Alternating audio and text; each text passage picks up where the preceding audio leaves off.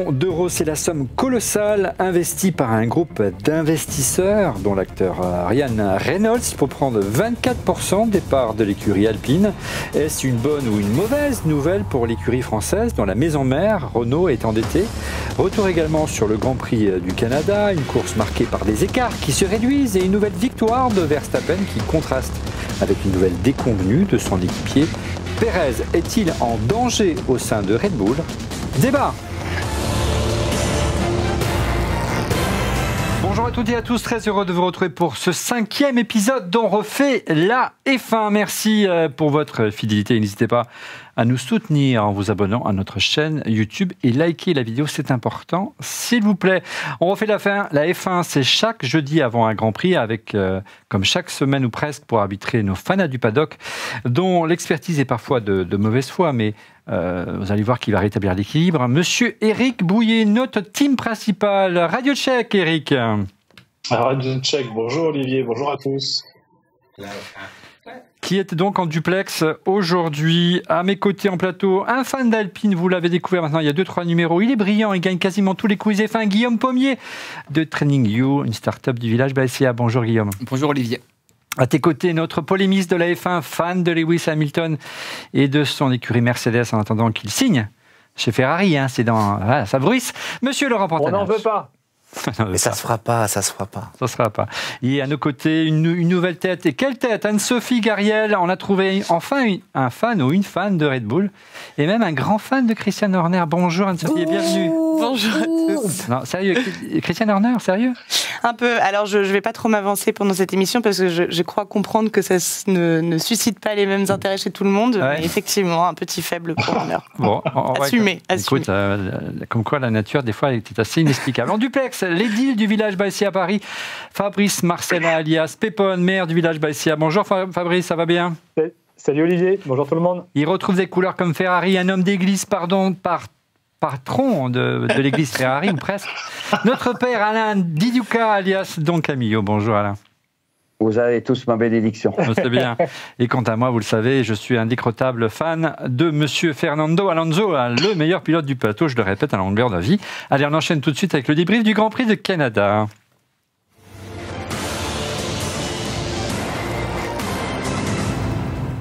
Sans victoire en Grand Prix pour Red Bull, un record, Verstappen sur un nuage. On va revenir dans un instant sur le parcours sans faute de Red Bull à nouvelle fois. Mais premier constat, les amis, plutôt réjouissant. Les faibles écarts entre les 6 premiers, Alonso second à seulement, presque moins de 10 secondes, Hamilton à 14 secondes, Leclerc à 18. C'est plus le gouffre d'autrefois. C'est encore confortable pour Verstappen, mais cela se resserre. Comment expliquer cet écart, les amis? Et je me tourne, directement vers notre team principal qui va déjà nous prodiguer sa science et on fera tourner la parole. Effectivement, ça se resserre un peu. Alors Bon, d'accord. Tu as pris la parole, mais vas-y.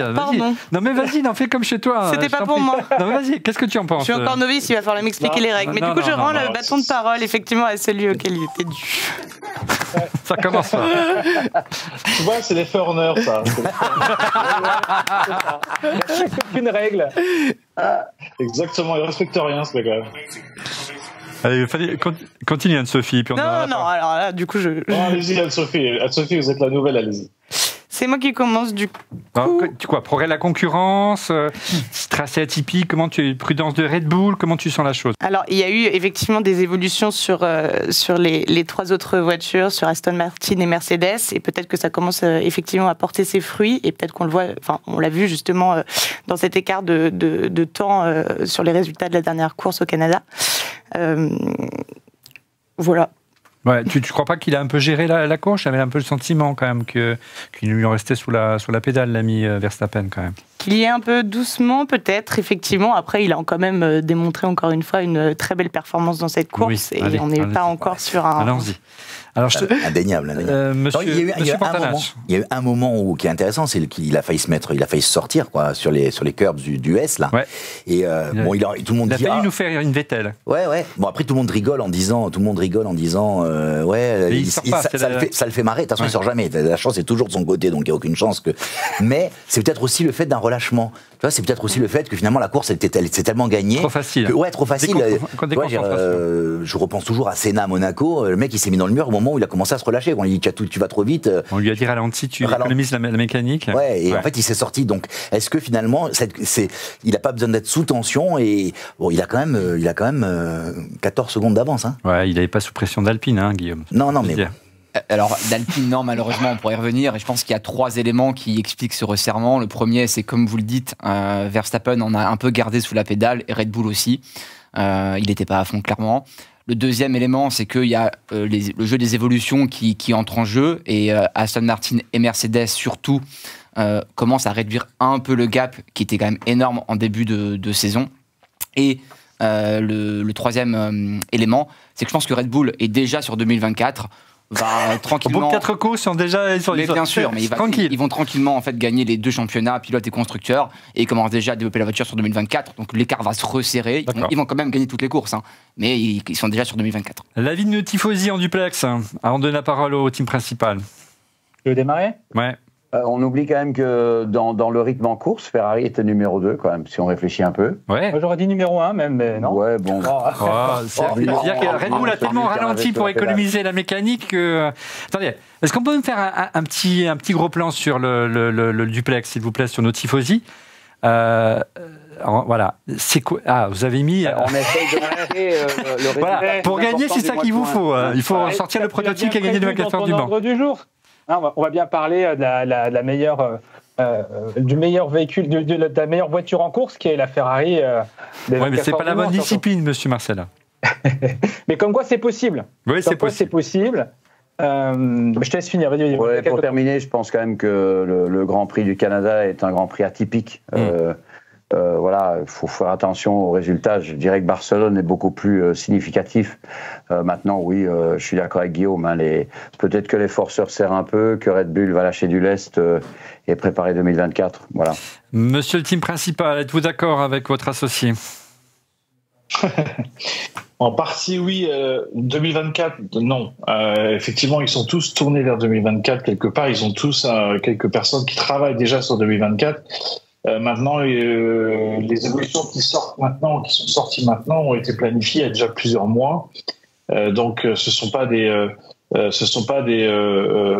ils n'ont pas arrêté le développement aujourd'hui. Je pense que le développement, effectivement, s'ils continuent de dominer la saison comme ils le font, ce sera effectivement pendant l'été, la décision sera prise de se concentrer sur 2024.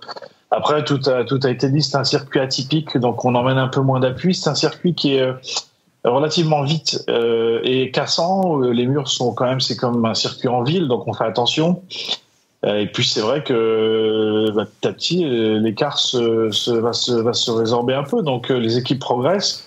Et effectivement, Red Bull va être un peu plus sous pression. Les écarts vont être un peu moindres. Et puis effectivement, la petite faute de Max, c'est parce que je pense qu'il s'ennuyait un peu. Donc il a effectivement perdu un peu sa concentration.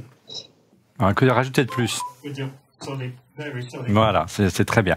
On reste avec toi, Eric. Moi, j'étais agréablement surpris également d'Aston qui a repris le lead sur Mercedes. On pensait qu'il n'aurait pas forcément l'énergie et les ressources nécessaires pour assurer le développement de la voiture qui a très bien démarré l'année. Moi, ça m'a surpris. Est-ce que tu as également été surpris du regain de forme pas de Fernando Alonso, parce qu'il n'en a pas besoin, mais de la voiture? Oui, enfin pas surpris parce que c'est un nouveau concept aérodynamique, donc ils ont un peu je dirais les premiers mois, voire les 2 premières années, on fait des écarts assez importants sur les nouveautés, on trouve pas mal de performances et puis petit à petit évidemment ça se ralentit. Donc là je pense qu'ils ont encore du potentiel. Le concept est nouveau, donc ils vont trouver encore pas mal de performances. Il y a eu peu d'essais. Il y a eu peu d'essais en plus. Oui, mais maintenant tout est fait. Depuis des années déjà, tout est fait en soufflerie et en simulation. Mais c'est quelque chose de permanent. À chaque course, ils amènent du développement. Après, il y en a eu un peu plus là, notamment Fond-Plat et Bonton, mais c'est vrai que sur les autres, Mercedes, je pense, est encore empêtré dans comprendre le pourquoi ça marche pas. Et puis c'est encore une trop grosse structure, alors qu'on l'a vu, Aston Martin est très agile. Ouais. Laurent, enfin en plateau, ou Anne-Sophie ou Guillaume, on le sentait très motivé. Je veux gagner cette course. À la radio, il a signifié plusieurs fois. On sait que la voiture avait quelques soucis de consommation.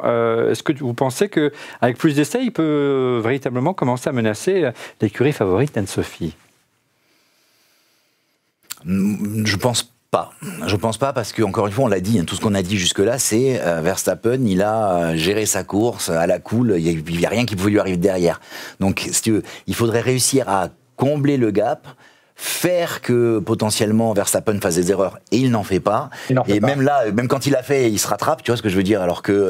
il faut un accident ou un problème mécanique pour qu'une autre écurie gagne cette année, tu penses? Je pense, ouais. Ouais, je sais pas, Anne-Sophie, tu veux pas passer un SMS à Christian Horner qui fasse, qui nous fasse quelque chose, ne fût-ce pour Alonso, il mérite cette victoire. Je vais lui en toucher 2 mots. Très bien.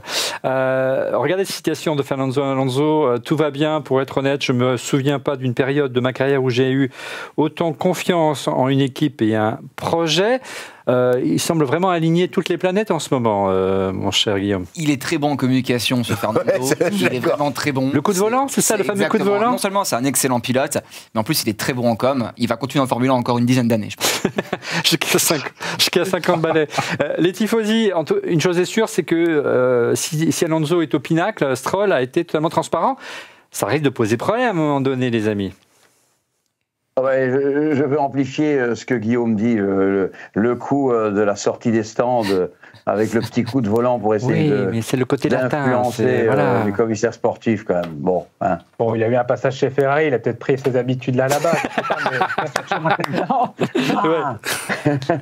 Et ce côté un peu joueur de foot italien, tu veux dire? Voilà, c'est ça. Ouais, voilà, mais qui en font des vrais champions. Qui a fonctionné un temps. Qui tombe tout seul dans la surface de réparation. Pour revenir à ta question sur Stroll, en juste quelques mots, c'est vrai que c'est un peu dommage aujourd'hui. Mercedes est la deuxième force en nombre de points en classement. Pourquoi? Parce que Stroll ne marque pas de points par rapport à Fernando. Il est clairement en retrait. Il est beau gosse. C'était son Grand Prix en plus national. Ouais. C'est un peu dommage. Et je pense surtout les courses s'enchaînent. Ça commence à sentir mauvais quand même. Ouais, ça commence à faire beaucoup. C'est pas ça, c'est que le déficit de points. Et surtout, il y a plein de joueurs, il y a plein de pilotes qui seraient contents, quoi. Tu vois, je pense à Norris, à Ricardo. Ouais, mais Ricardo, c'est un guignol. Monsieur le Tipeee, votre avis? Stroll, Alonso. Lance, il a l'avantage d'avoir un nom qui est en Stroll, donc quand papa est propriétaire, forcément, ça change un peu la donne, et ils sont quand même relativement proches l'un de l'autre. Oui. Alors oui, effectivement, dans la crédibilité du projet de Formule 1, il va falloir qu'il hausse le ton, mais contrairement à Pérez qui a peut-être moins de temps, sans faire de transition douteuse, mais on en parlera de Pérez. Pérez a peut-être moins de temps qu'un Stroll, il va encore avoir au moins 2 saisons pour pouvoir se caler. Ouais. Mais la bête Alonso, elle n'est pas facile à approcher. Allez, on parle de Mercedes. Mercedes qui a beaucoup progressé à Barcelone, qui a vraiment créé une bonne surprise, Laurent. On n'en avait pas parlé puisqu'on n'a pas fait d'émission après Barcelone. Et qui attend de nouvelles évolutions. C'est prometteur également les progrès de Mercedes. Enfin, pourquoi ils ont attendu si longtemps pour supprimer ces pontons? C'était assez incompréhensible. Ouais, il y a deux problèmes. Il y a 2 problèmes fondamentaux chez Mercedes. Le premier, c'est cette histoire de pontons. Et mon grand regret, moi, vous le savez, c'est que j'aurais adoré que ça fonctionne. Ne serait-ce que parce que dès qu'Horner a vu la voiture, il a dit il faut les attaquer, c'est pas légal, quoi. Donc rien que par principe, j'aurais aimé. Non, mais le mec, il voit une voiture qui sort qui est différente, il se dit merde. Autant... Je cède. Non. Autant ça fonctionne. Bon, ça n'a pas du tout fonctionné. Mais après, c'était joli. Moi, j'aimais bien ce côté taille de guêpe. Bon, ça fonctionnait pas du tout. Planté. Complètement. Et il y a quand même Hamilton qui dit. Christian Horner est tellement tordu qu'il est capable d'avoir fait exprès pour dire allez, enferrez-vous dans l'erreur et encouragez à continuer. En fait, il savait très bien que ça marchait pas. C'est un Anglais, donc il joue les 2 trucs en même temps. On s'en fout. Dans tous les cas, il gagne, quoi. Mais non, le deuxième problème, c'est qu'il y a quand même Hamilton qui se plaint de la position dans la voiture, qui se trouve trop en avant. Et on a réussi à trouver une photo des positions des pilotes dans les voitures du haut de tableau. Et effectivement, la position dans le haut de tableau, on voit que chez Mercedes, il est trop en avant. Donc il se dit pas écouter. Il y a peut-être un sujet là-dessus. Après, bon, on sent qu'il y a du bien. Moi, je suis très triste pour George Russell, qui s'est loupé tout seul comme un grand, mais qui a une volonté. Oui. C'est dommage parce qu'il en veut, quoi. Il a du mordant, quoi. Non, bah effectivement, c'est un peu inattendu. Et c'est son passage sur le vibrateur qui l'a fait rentrer dans le mur et qui a effectivement. Parce qu'il est plutôt solide comme pilote. En général, oui. Ouais. Mais disons que le Grand Prix n'était pas génial. Et grâce à lui, on a eu un Grand Prix un peu moins nul. On a eu un petit, voilà. Et Ferrari a pu prendre la 4e et la 5e place grâce à Russell. Belle transition, merci Guillaume. Quel regard sur la course de Ferrari, et les là, amis? tu mets pas de drapeau jaune, donc Olivier, c'est ça? Non, parce qu'il a raison. Non. Oui, non, mais c'est le ton qui va pas. Il faut même surveiller le ton. Quel regard, les amis tifosi, vous portez sur la course de Ferrari, qui retrouve des couleurs, malgré les critiques de Leclerc en essai sur le choix des pneus? Et ils ont plutôt réussi leur stratégie en rallongeant leur relais à pneus durs. Il a raison, Guillaume. Une fois n'est pas coutume, je suis d'accord avec toi. Effectivement, pour les décisions stratégiques sur cette course ont été plutôt bonnes. On a vu aussi une Ferrari qui n'a pas usé les pneus comme on le voit habituellement sur les autres courses. Je crois qu'ils ont fait 40 tours avec, si je ne me trompe pas. C'est encourageant. C'est sûr que encourageant, c'est sûr. Mais la sortie de Russell permet effectivement de gagner une place. Bon, tout ça sont des signaux positifs, mais qui restent, en tout cas pour un passionné comme moi, extrêmement frustrant. Ça me rappelle tellement les années Jean Alesi et Berger, où on se satisfaisait d'une 5e ou une 6e place. Et ça, stop, il faut qu'on arrête avec ça. Oui, mais ils avaient le chat noir en plus. Dès qu'il fallait casser quelque chose, ça leur tombait dessus. Et voilà, impressionnant. Et donc ça peut pas être satisfaisant, même s'il y a du mieux. Après, on entend aussi ce que dit Vasseur, alors comme s'il avait, ça y est, trouvé l'épine qu'avait dans le pied Ferrari. J'y crois à moitié. Tu as vu la déclaration de cette semaine de Vasseur qui dit qu'en fait le concept n'était pas bon et qui a été choisi l'année dernière, il s'en a aperçu. Non, c'est pas ça qu'il dit. C'est pas ça qu'il dit. Ce qu'il dit, c'est intéressant. Ce qu'il dit, c'est on est parti dans une direction et les données ont eu tendance à nous conforter dans cette direction, alors qu'en fait l'analyse des données était mauvaise. Il n'y a pas de corrélation entre la soufflerie et le terrain. Ouais. Moi, je veux bien l'avis d'un sachant là-dessus. Je veux bien l'avis d'Éric. Heureusement que ça ne fonctionne pas comme ça dans l'aéronautique, on aurait beaucoup de crash d'avions. Enfin, c'est incroyable ce qu'il raconte. Pourtant, il y a des bons avions italiens, mais bon, passons. Oui, il y en a. Mon père, il n'a rien à dire. Ses prières ont été exaucées quand même. Si, mon père se dit quand même que Fred Vasseur a joué un peu politique. Je rejette la faute sur l'année dernière. C'est peut-être pas dit par hasard non plus. Donc voilà. Mais je suis comme Pépone et on peut pas se satisfaire de ça. Et l'année dernière, on gagnait des courses quand même. Oui, c'est vrai. On gagnait des courses. Et puis vous les perdiez aussi. On pensait même pouvoir être champion du monde. Pardon ? Et vous les perdiez aussi. Non, mais dans le début de saison, au Canada, on pensait encore qu'il pouvait être champion du monde. Bien sûr. Et je rappelle que le Grand Prix d'Autriche l'année dernière, il a été quand même remporté par, si je ne me trompe pas, par Leclerc. Ouais. Voilà, on verra ce que ça donne. Et tant qu'à parler du Grand Prix d'Autriche, je me dis, tiens, on verra. Aujourd'hui, Horner dans sa com dit, ou Marco, je ne sais plus, Ferrari, ils vont arriver. On verra bien. Voilà. Mais oui, on n'est pas spécialement heureux. Heureusement qu'on a eu le 11 juin. 10h du matin. On voit l'image derrière vous et vous savez ce que vous devez mettre sur la grille là, ce week-end, c'est la voiture des 24 heures du Mans. Voilà. Exactement. On voit bien qu'il n'y a qu'une seule écurie qui fait rêver tout le monde ou qu'on veut dépasser, ça reste Ferrari, quoi qu'on en dise. Et s'il n'y a plus Ferrari compétitif en Formule 1, il n'y a plus de Formule 1. En toute objectivité, bien entendu, monsieur le maire. C'est quand même intéressant, c'est que Giovanazzi est plus titré aujourd'hui que Leclerc. Oui, c'est clair. Leclerc qui a retrouvé le sourire, et ça c'est important après la fin du Grand Prix. Par contre, l'attitude de Sainz a également surpris. On a vu qu'aux essais, il a gêné, il était même dangereux par rapport à Pierre Gasly. Et puis, il s'est enferré dans l'erreur. Lors d'interview, il disait « Mais non, je n'ai rien fait, c'est pas moi. » Il était droit dans ses bottes. Moi, ça m'a franchement choqué. Anne-Sophie, est-ce que tu étais choquée également ? Oui, il s'est même complètement positionné en tant que victime, en disant que c'est les autres pilotes qui l'avaient gêné à 7 reprises. Enfin, je ne sais plus combien de fois est-ce qu'il avait évoqué. Mais oui, effectivement, assez étonnant de sa part, assez agressif.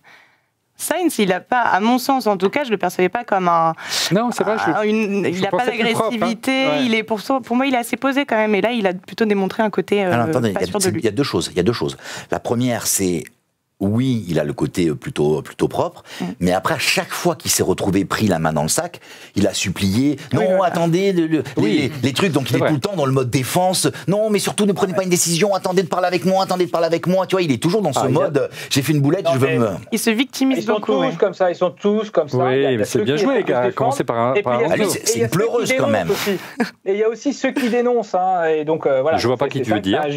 Ouais. Donc voilà, il y a quand même un jeu assez malsain, je trouve, effectivement. Guillaume, il a pris quoi, 3 places de pénalité. Il a ruiné la cause de Gasly.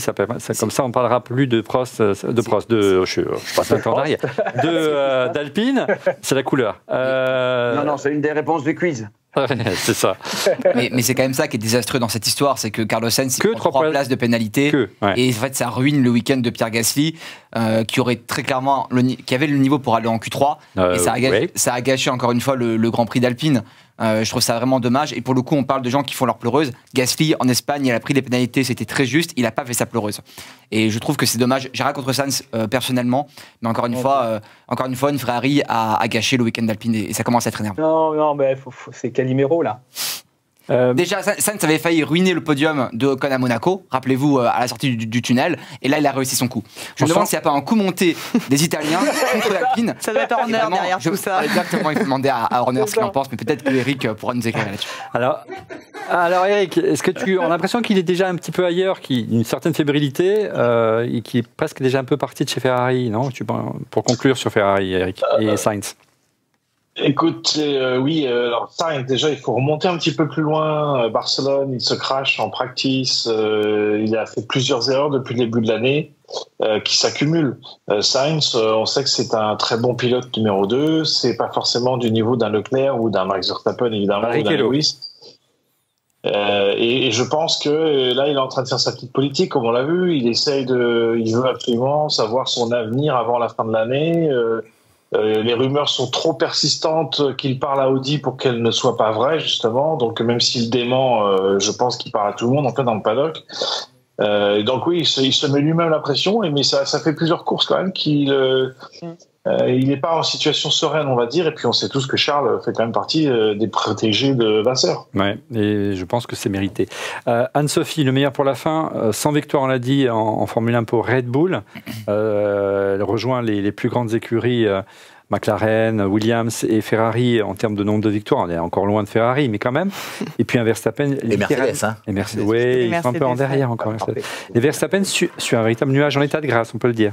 Il semble inarrêtable et il assoit de plus en plus sa suprématie avec la meilleure voiture, avec Horner derrière lui. Et avec les meilleures performances de pilotage. On a l'impression qu'il est un peu dans un cercle vertueux où il n'arrête pas de gagner finalement. Il est adulé un peu par les médias. Ouais. Là où au contraire, c'est plutôt un cercle vicieux pour Pérez qui lui commence à pâtir un peu de sa rivalité avec son coéquipier. Donc voilà, effectivement, on a un Verstappen qui file droit. Ouais, Pérez, lui, oui. Juste rappeler une statistique. Qui va faire mal. Non, qui va faire du bien à Red Bull et du mal aux autres. Ouais, sur les 30 derniers Grands Prix, depuis début 2022, ils en ont gagné 25. Ouais. Et depuis le Grand Prix de France 2022, ils en ont gagné 18 sur 19. Vraiment, on est sur une ère Red Bull. Et cette stat, elle fait quand même assez mal pour la concurrence. Ouais, voilà, quelqu'un qui a bossé. Non, mais c'est quoi la suite? C'est quoi la suite pour un Max Verstappen? Il est super jeune, il va sûrement donc gagner sa... Je te vois venir à grands pas. C'est-à-dire qu'il faut qu'il relève un challenge comme Schumacher après Benetton, c'est ça? Moi, je pense qu'il faut revenir. Voilà, rappelez-vous des années 95. Il fallait dans une équipe perdante pour montrer que c'est le meilleur. Schumacher qui était le meilleur avec Benetton. Et je me demande si c'est pas un coup de Bernie Ecclestone à l'époque qui a fait en sorte que cette équipe-là aille chez Ferrari pour redonner du sens au championnat et rebooster cette équipe. Ouais. Et moi, j'attends un truc là, c'est que Verstappen, Adrian Newey viennent chez Ferrari pour justement. On n'a pas commencé la silly season, hein. Non, mais là, il a plus aucun challenge. Il a plus aucun challenge. Franchement, il gagne 3 fois. Il peut en faire 10, 30, 40. Honnêtement, ça sert à quoi? Fabrice, j'espère que tu as raison parce que tu comparais tout à l'heure la période Ferrari à celle de Alesi Berger, années 90. J'espère que tu as raison pour Ferrari. Parce que c'est cette période-là et les débuts de Jean Todt qui a construit la domination de Ferrari derrière. Si jamais tu dis vrai, Ferrari va dominer les 10 prochaines années. Mais bon. Si on arrive à avoir Verstappen. Monsieur Verstappen. A priori, Adrien Newey a pris position. Je le connais un petit peu. Il est très anglais. Il aime bien sa vie là où il est. Et je crois qu'il a été approché en tout cas. Et il restera là où il est et il va finir sa carrière là où il est. Donc, et puis remarque, c'est mieux pour Christian Horner, sinon il va perdre son job, le pauvre. C'est mieux pour lui. Mais c'est vrai que Max, je pense qu'il est jeune et après avoir gagné peut-être 3-4 fois le championnat du monde avec Red Bull, peut-être qu'il aura envie d'aller voir ailleurs et de faire autre chose, mais ça l'avenir nous le dira. Alors Anne-Sophie, tu le soulignais, Pérez, lui, est passé actuellement à côté, il y a un nouveau de ce Grand Prix, il a fini à 51 secondes de Verstappen. Est-il menacé au sein de Red Bull? Débat.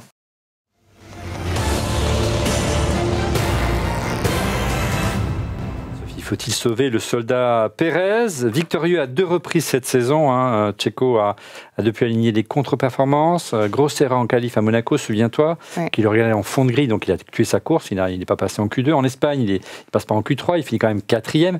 Canada, il va pas en Q3 avec la meilleure voiture du plateau, 69 points de retard sur son coéquipier. Waouh, il y a un problème. Alors effectivement, on sent bien qu'il commence à perdre un peu contenance et qu'il se laisse écraser par la pression. C'est pas non plus évident d'être le coéquipier de Verstappen. Et on sent effectivement qu'il a du mal à se reprendre. Alors est-ce que ça remet directement en cause sa place chez Red Bull? Enfin, en tout cas tout de suite. Faut pas oublier qu'il est quand même capable de très grandes performances et qu'il avait quand même pas trop mal commencé la saison. Donc est-ce qu'il n'est pas un peu tôt pour déjà statuer sur sa potentielle... Oui, forcément, quand on connaît le tempérament de ton chouchou et de son ami Helmut Marko, qui est grand ami de Laurent, non, on ne va pas montrer l'image. C'est pas possible.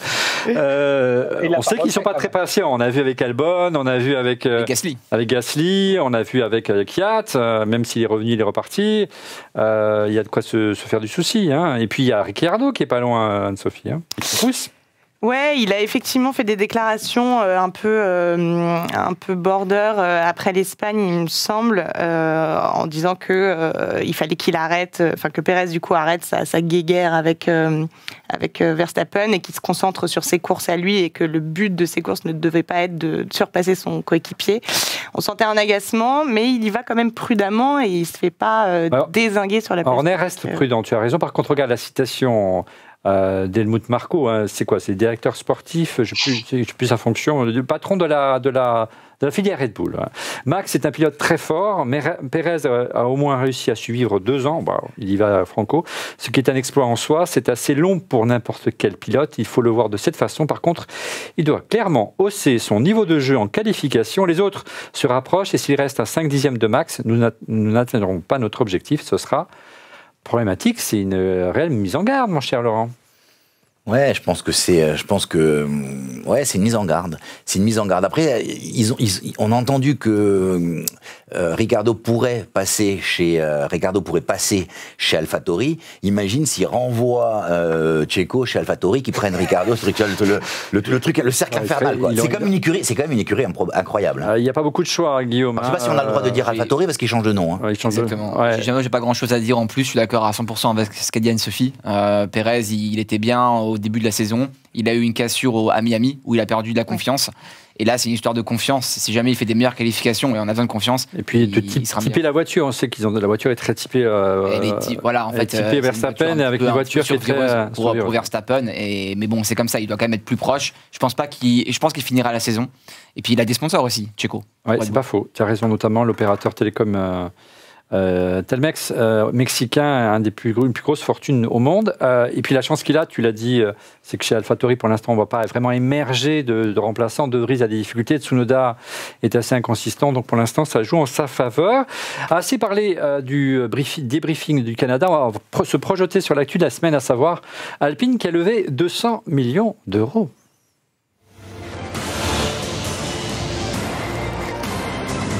C'est l'actu de la semaine. Alpine F1 a vendu 24% de ses parts, 24% de ses actions à un groupe d'investisseurs américains dont le célèbre acteur hollywoodien Ryan Reynolds. Monsieur, c'est quoi son déjà son On s'en fout, avance. On s'en fout.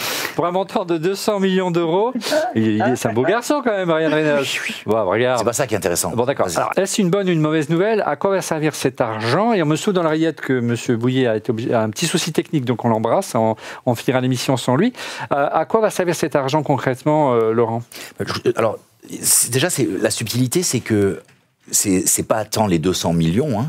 Ce qui est intéressant, c'est que ils ont vendu une partie de la partie Enstone, donc pas d'Alpine Total. C'est-à-dire qu'ils ont vendu que l'écurie châssis. Ouais, exactement. Pas la partie. Ouais, apparemment, c'est la première chose, la première info.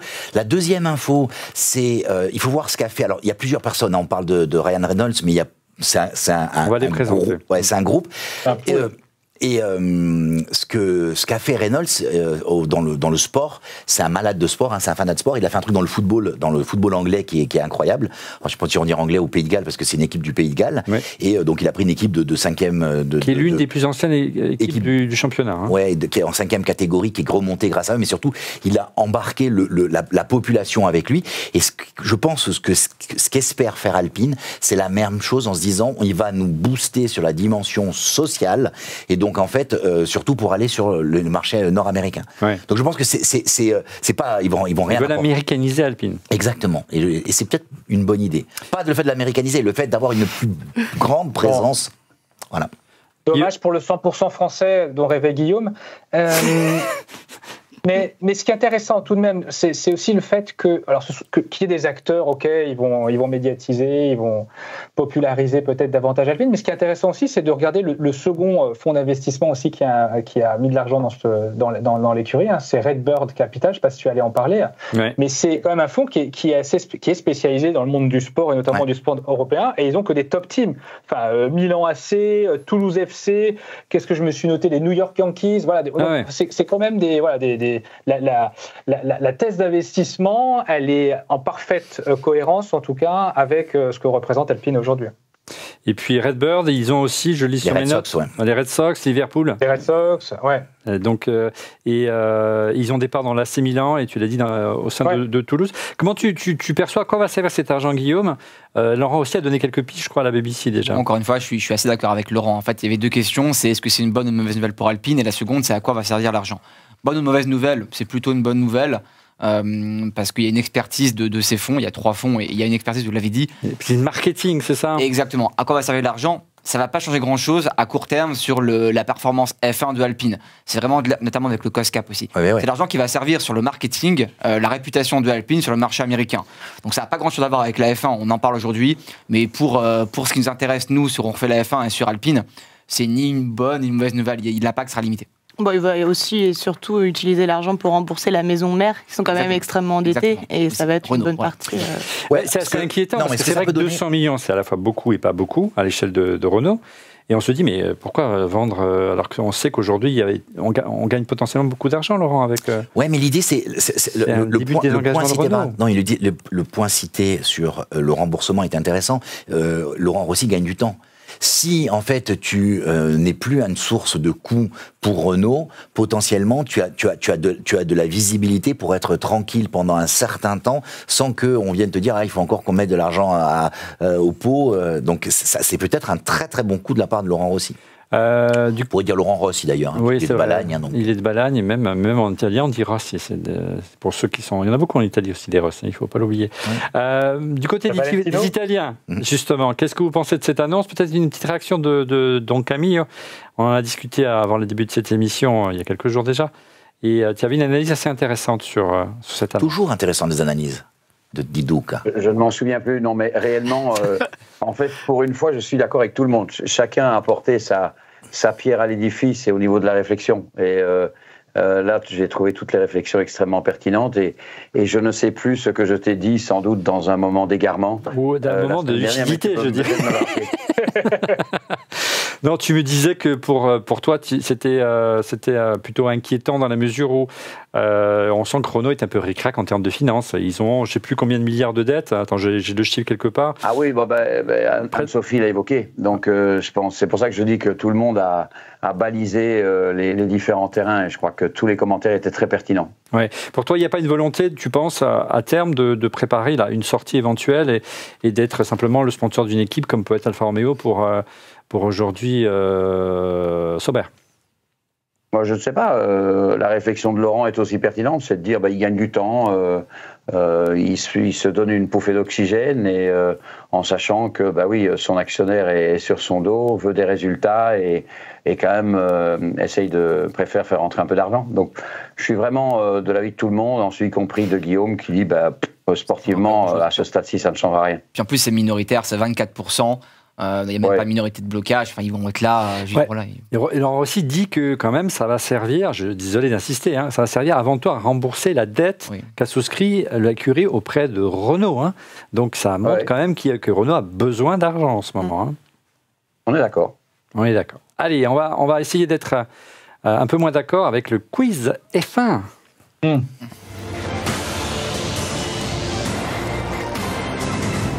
Et je compte sur la régie pour compter les points et me prévenir et prendre le micro. C'est facile, c'est quoi le quiz F1? C'est quelques chroniqueurs qui s'affrontent sur quelques questions et à la fin, c'est Guillaume qui gagne. Ils travaillent.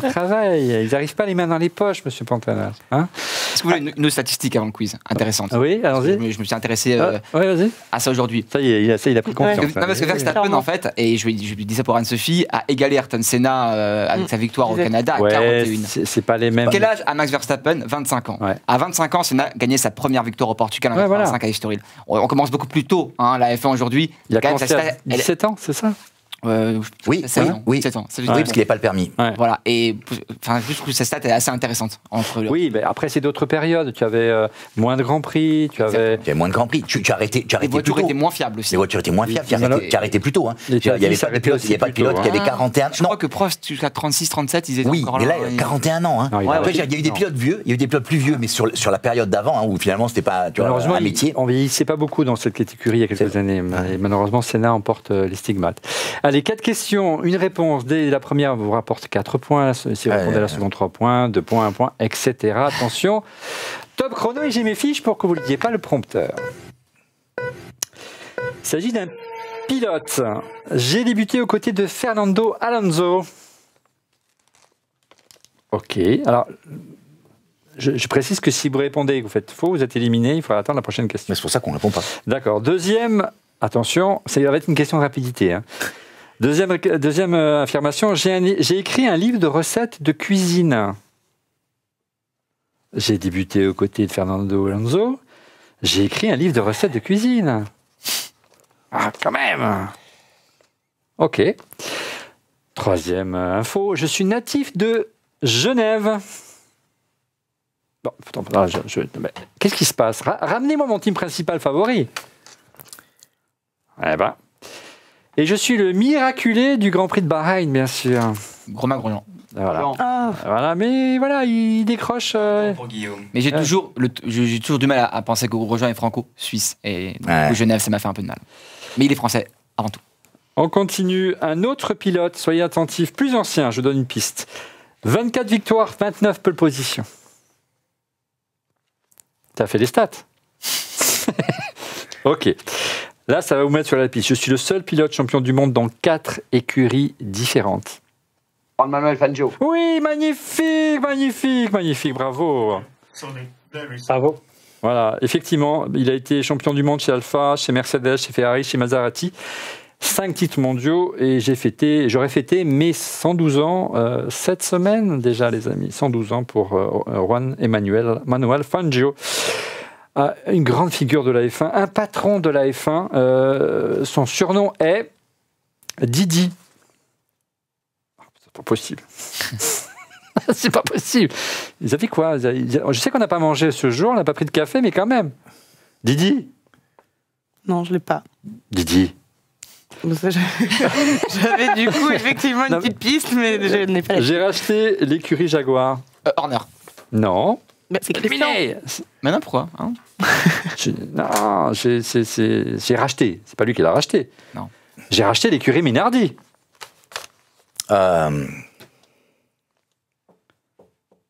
Bon, très bien. Et quatrième info, boisson à la taurine. Bah, Non, tu peux pas, tu es éliminé. Plus doucement. Mais c'était un patron d'écurie, c'était pas un patron de. On a. Oui, Matesic. Allez, on a donné à qui celle-là? On a donné à personne. C'était pas un patron d'écurie, c'était un propriétaire. Ouais. Non, c'était alors. un patron de F1, nuance. Ouais. C'était un piège. D'accord. Donc pour l'instant, on a On n'a pas quoi? entendu. On n'a pas entendu. Matesic. Matesic. Ben oui, J'arrivais Qui pas à est dire. mort cette année. RIP, effectivement. Rip Matesic. oui, qui est disparu il y a un an, presque Grand jour pour entrepreneur. jour. Grand entrepreneur, oui, effectivement, et grand dirigeant de F1. Ça fait quoi en régie en termes de points là? 3 pour Alain, 1 pour Guillaume. Alain, impression Alain. Un dirigeant de F1, allez, dirigeant, le terme est un peu exagéré, mais en tout cas, il a la langue bien pendue. On le surnomme Docteur. Marco. Oui, magnifique. Helmut. Ah non, mais attends, ça semblait tellement évident qu'on n'a pas voulu répondre.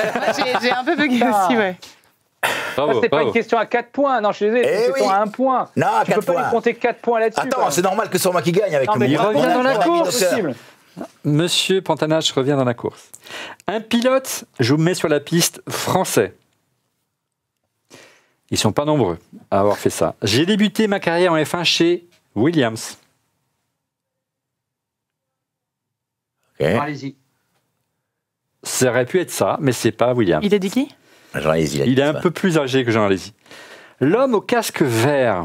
Ah, Arrêtez de faire. Ah, vous l'avez pas dit. On sait qui c'est? pas Pironi, hein? Non. Éliminé. Éliminé. J'ai. C'est le pilote Ligier. Bah, Jacques Lafitte. Jacques Lafitte. Bravo. Ouais. Allez, c'est dur hein, aujourd'hui pour vous. Ouais, non mais. Jacques Lafitte, le célèbre Jacques Lafitte, et qui était également, dernière info, consultant de TF1 pendant de nombreuses années. Il commentait les Grands Prix de F1. Ouais. Oui, une remarque, monsieur Marcel. Encore une remarque du mauvais. Non, je pensais que c'était un présentateur, t'as raison. Non, je déconne. Ça fait combien, Régie? Il revient là. Ça...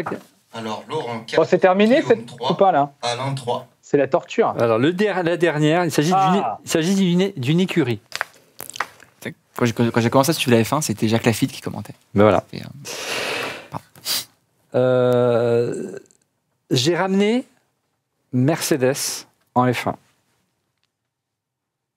Brown GP. Non. Ben non.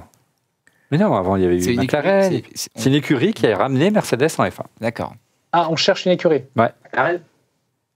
Avant McLaren. Ah. J'ai lancé Kimi Raikkonen.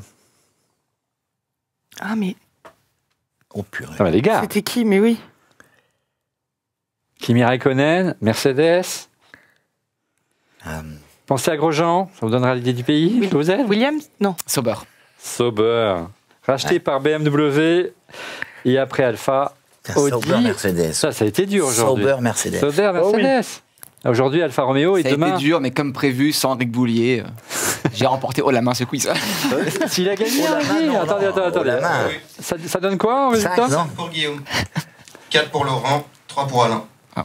Bon, écoute, je sais. Bravo, Jean-Michel Bon, Statistique. Non, je pense qu'il faut que je fasse plus facile pour la semaine prochaine. Voilà, parce que je pense que là, il faut travailler, les amis. Vous n'êtes pas au niveau. Hein. Je sais que c'est en fin d'année, là, hein, bientôt les vacances, mais il faut vous mettre au niveau. Alors, on va encore vous solliciter pour les pronos du Grand Prix d'Autriche. Oui.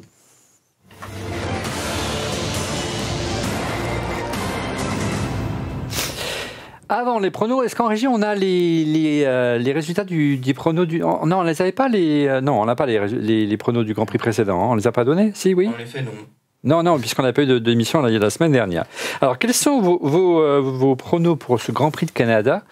Vous avez 3 pilotes, les 3 premiers, et on commence par Grand Prix de Spielberg. Ouais, du Canada, d'Autriche. J'arrive pas à le dire Spielberg, c'est pour ça que je dis Autriche. Anne-Sophie, ton prono pour ce dimanche? On va garder un Verstappen en première position. Qu'est-ce que vous en pensez? Oui, je pense que tu vois bien. On va prendre un Hamilton en seconde et on va faire plaisir à...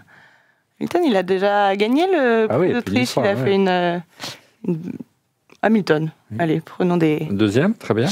Et en troisième, un Leclerc qui fera plaisir à Alain et Fabrice. Ben voilà les garçons, voyez, voilà. Bon, très bien. Donc, Verstappen, Hamilton, Leclerc. Laurent. Verstappen, Hamilton, Russell. Ah, full Mercedes. Toi, tu fais des évolutions de Mercedes, mon frère. Double plateau, merde. Guillaume, tu vas nous placer une Alpine? Malheureusement, non. Mais le podium sera Verstappen en 1, Alonso en 2 et Charles Leclerc en 3. D'accord. Les Ferraristes? J'ai les mêmes pilotes, mais dans un autre ordre. Ouais. Leclerc, Verstappen, Alonso. Leclerc avant Moi, Verstappen. Je suis avec Anne-Sophie, donc Oui. Max, Lewis et Charles. Max, Lewis et Charles. Alors moi, j'essaie de gagner des sous, parce qu'il faut voilà. Donc j'essaie de mettre Alonso en tête, en espérant que Pérez et Verstappen s'auto-éliminent au premier tour. Deuxième, je mettrais bien Hamilton. Et troisième, je mettrais bien, j'ai un trou, le pilote McLaren. Aidez-moi. Norris, voilà. Ah oui. Voilà, donc Alonso, Pour Hamilton. une fois que tu te mouilles. Non, Attention, ne sortez j'ai des pas, infos ne directes sortez pas dans la rue. principales qui nous a encore une fois pas dans la rue. Ne sortez pas dans la rue, il va se passer un truc. Oui, bon, en tout cas, je prends des risques. Vous ne pensez pas. Bon, en tout cas, je compte sur vous pour réviser un peu plus pour la semaine prochaine, parce qu'on se retrouve dès la semaine prochaine, les amis. C'est la fin de ce 5e épisode de Refait la F1. Merci de l'avoir suivi. On vérifiera la semaine prochaine vos pronos. Vous le savez, on refait la F1, c'est le jeudi soir, chaque jeudi avant un Grand Prix. Pour être prévenu en temps réel de la mise en ligne de l'émission, je vous invite à vous abonner bien sûr à notre chaîne en cliquant sur le petit pouce et sur le petit bouton. N'oubliez pas de liker, c'est important, on compte sur vous. À la semaine prochaine. Au revoir.